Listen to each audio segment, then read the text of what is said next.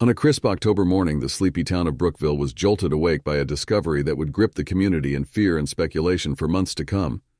It was a small town with a tight-knit community, but they were ignorant about the seedy underbelly of their own town, and this ignorance might just have a very high cost. On the morning of the 19th of October, Jamie, the groundskeeper of Lincoln High School, swept the leaves on the football field without a care in the world. He neared the bleachers. He saw something very unusual.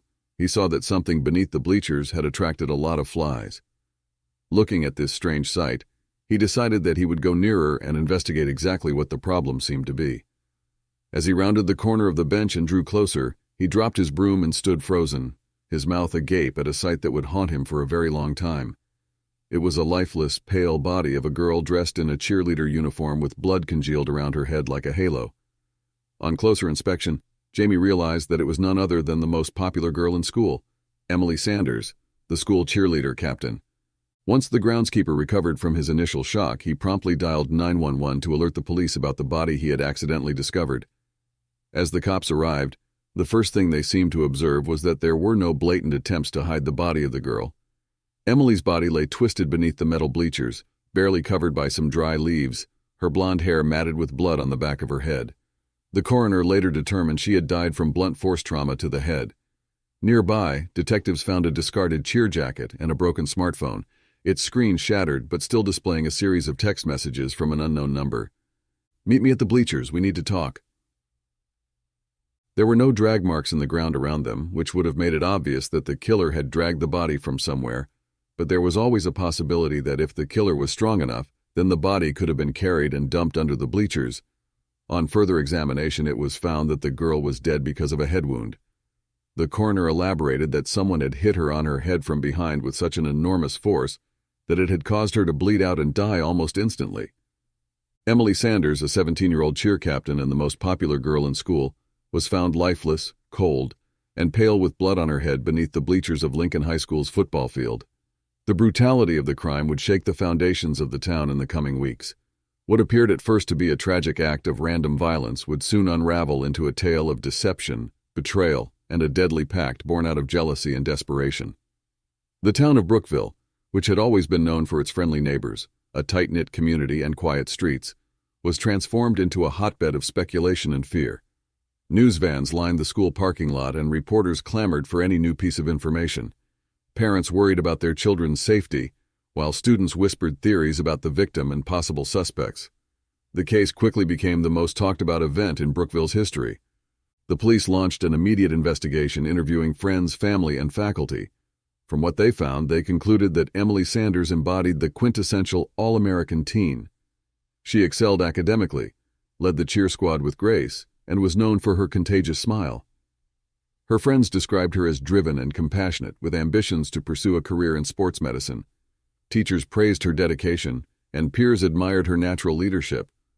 The investigators wondered then what exactly had gone wrong with the victim, who had such a bright future ahead of her, and what exactly did the text seen on her phone entail. The police suspected that the person who sent that last text on her phone had something to do with the murder. What had led to her untimely demise in such a violent way? It was clear that a deep investigation into the matter was required to uncover the sordid truth. The crime scene became the central point of the investigation. Police searched the area for evidence and canvassed the neighborhood for potential witnesses. Local news channels ran sensational headlines, branding the case as the cheerleader murder. The first lead came from Emily's closest friends and parents, who revealed she had been anxious and distracted in recent weeks.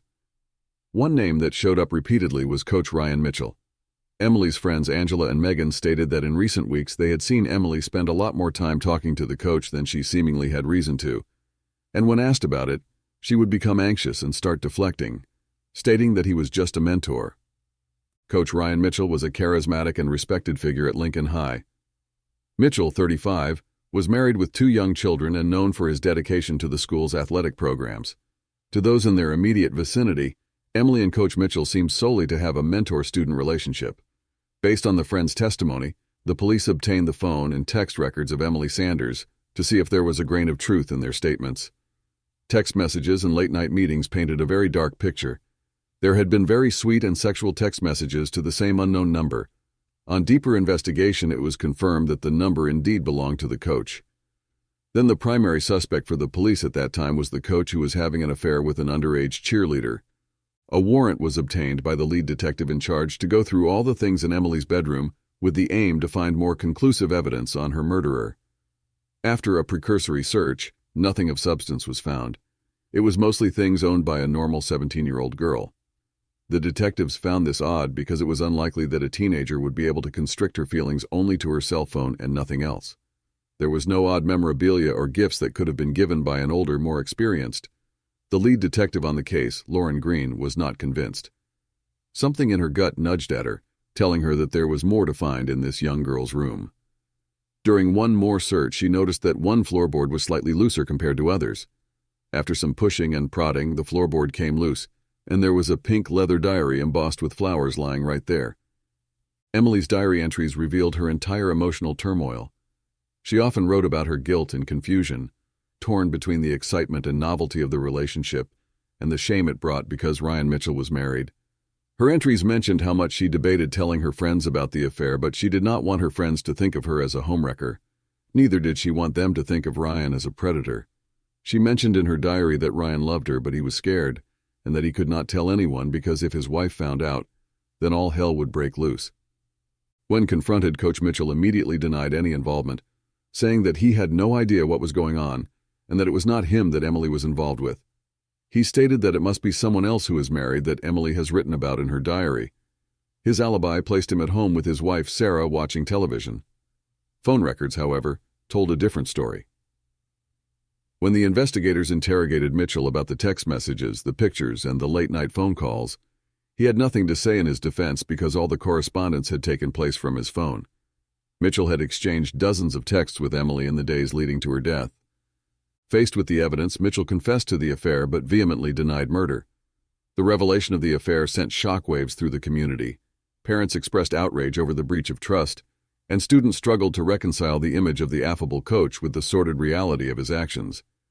Mitchell's family faced intense public scrutiny, with reporters camped outside their home for days. Mitchell remained the prime suspect for the murder of Emily Sanders because it seemed like a classic tale of an affair gone wrong. When interrogated about the murder, Mitchell stated that he cared about Emily and he would never hurt her. The investigators pointed out that if Emily threatened to tell anyone about the affair, then he would have lost everything. Therefore, as far as motive was concerned, Mitchell had every reason to kill Emily. The police detained Mitchell in one of their holding cells pending further investigation, as they now did a deeper search of all the phone records as well as looking for the murder weapon. Looking for the murder weapon was becoming imperative because the DNA match is what would place Mitchell on the crime scene. Everything that they had accumulated till now was purely circumstantial. Later, her friends Angela and Megan added to their statements, emphasizing how withdrawn Emily had become in the weeks leading up to her death. They also mentioned that she had essentially stopped confiding in them, and they felt like there was an invisible wall that was erected amongst them. The investigation took an unexpected turn when detectives further analyzed the broken phone found near Emily's body. Initially, they were focused on the text messages between the coach and Emily, but when they analyzed the message that led to her death, they found something strange. That message had not been sent from Ryan Mitchell's phone. This did not exonerate Mr. Mitchell as a suspect, but it did lead to a wider picture being formed. Someone else had been involved in the murder of Emily. There were several possibilities that played in the investigators' minds. Either Mitchell had an accomplice or Mitchell was responsible for the affair, and there was an entirely different suspect that they were missing. The message that led to her death, the one that said to Emily to meet at the bleachers, came from a prepaid burner phone purchased by Ashley Carter, Emily's teammate and one of her closest friends. This was a flaming red flag that raised the hackles of all the investigators involved. What was the need for Ashley to keep a prepaid burner phone?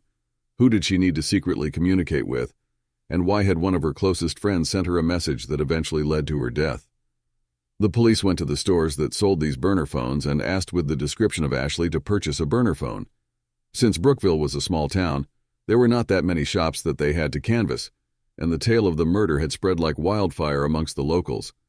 This made them more helpful towards the police, and they answered all questions almost eagerly. Finally, at one of the shops where the description matched perfectly, surveillance footage was found that showed Ashley buying the phone and anxiously pacing near the cash register. When questioned, Ashley broke down.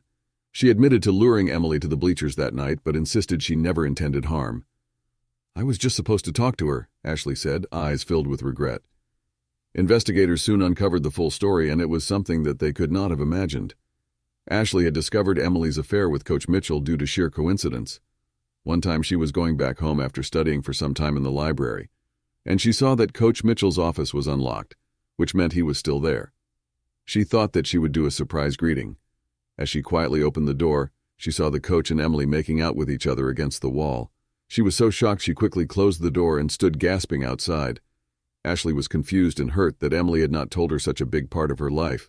She ended up blurting out this entire story about the affair to her boyfriend, Jake Thompson. Jake Thompson was a football player and a high school jock. Having grown up without a father, the closest thing he considered to a father was his coach, Ryan Mitchell. He hero-worshipped him and considered him the ideal man. He had never suspected that someone he hero-worshipped would stoop so low. Enraged by the betrayal, Jake convinced Ashley to help him scare Emily into confessing the truth to the police. Jake did not want Coach Mitchell to suffer. His agenda was to terrify Emily into confessing how she manipulated the coach with her wiles and ensnare him into her trap. Ashley agreed, unaware of Jake's violent intentions. When Megan was asked about Ashley's behavior leading up to the day of the murder, she described how Ashley had become a little anxious and withdrawn, but she assumed that it was a reaction to the tension in their friend circle given how Emily had been acting for such a long time. Megan assumed that Ashley was just feeling sad and anxious because of that. Her social media posts from the weeks before the murder revealed cryptic messages about betrayal and regret. After questioning Ashley, the events leading up to the murder became crystal clear in the minds of the investigators. Emily received the text from Ashley's burner phone and arrived at the bleachers around 10:30 p.m. According to Ashley, she and Jake confronted Emily, demanding she admit the affair. Jake, however, had an underlying agenda. He told Emily to admit that she was the one who corrupted Coach Mitchell. He wanted to terrify her into admitting that she was the one who was wrong here. She was the homewrecker. When Emily refused, Jake warned her that if she wanted to live, she should do as he says. Ashley could not believe what was happening. She was shocked at the turn of events. Ashley told Jake to calm down, saying that they were not supposed to threaten her life, but he refused to listen to her. In her statements, Ashley mentions that she could not even recognize Jake. It was almost like he had become someone else, someone crazy. Jake started shouting and yelling, screaming the words whore and homewrecker at Emily. Emily remained stalwart in her claims. She said that they loved each other and there was nothing more beautiful and pure than love. She kept on denying the fact that she was a whore and a homewrecker. Ultimately, Jake snapped. He grabbed a thick metal pipe from beneath the bleachers, swung it wide, and hit her behind her head. Later, Ashley claimed that she screamed for him to stop, but the blow came too fast and too hard, and there she lay bleeding out on the ground. The moment lay suspended, and both just looked at Emily lying there. Ashley hoped that she would get up and this would all turn out to be a nightmare. Ashley bent down and waved her hands in front of Emily's nose to check whether she was breathing, and she was not. In a panic, Jake wiped the pipe clean, wrapped it in his shirt which he wore under the hoodie, and dumped the murder weapon in the large trash bin behind the football field, hoping that would be enough to hide evidence. He then ordered Ashley to leave with him and told her that if she even breathed a word of what happened today to anyone, then she would end up the same as Emily. The brutality of the attack was later described in court documents. Emily had sustained multiple blows to the head, consistent with a fit of rage. Investigators determined the murder weapon had been hidden under the bleachers for weeks, suggesting premeditation. Jake Thompson was arrested at his home 3 days later. In his bedroom, police found the blood-stained hoodie he had worn the night of the murder. During interrogation, Jake showed no remorse, coldly stating, "She got what she deserved for ruining lives." Ashley Carter, while visibly shaken, was charged as an accessory to murder. She accepted a plea deal, providing testimony against Jake. The trial captured the nation's attention. Prosecutors painted Jake as a controlling and possessive figure who manipulated Ashley into aiding him and someone who showed no remorse and had clearly been planning to murder Emily under the guise of just scaring her. Jake was also clearly obsessed with his coach, as that is what led him to behave in an irrational and psychopathic manner.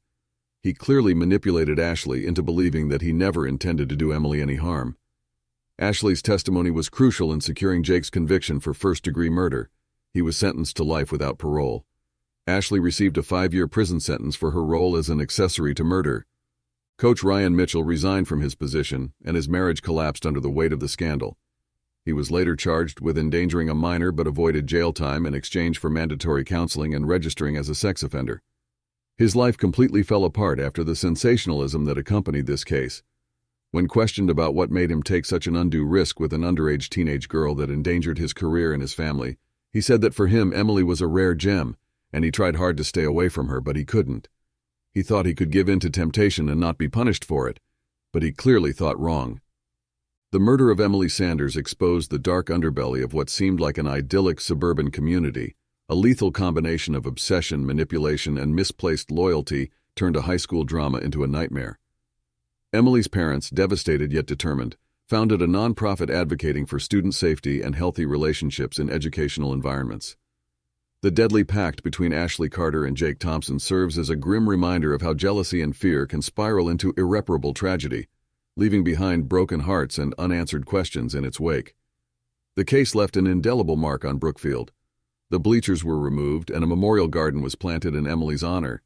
To this day, her story is recounted as a cautionary tale about the devastating consequences of secrets and unchecked emotions.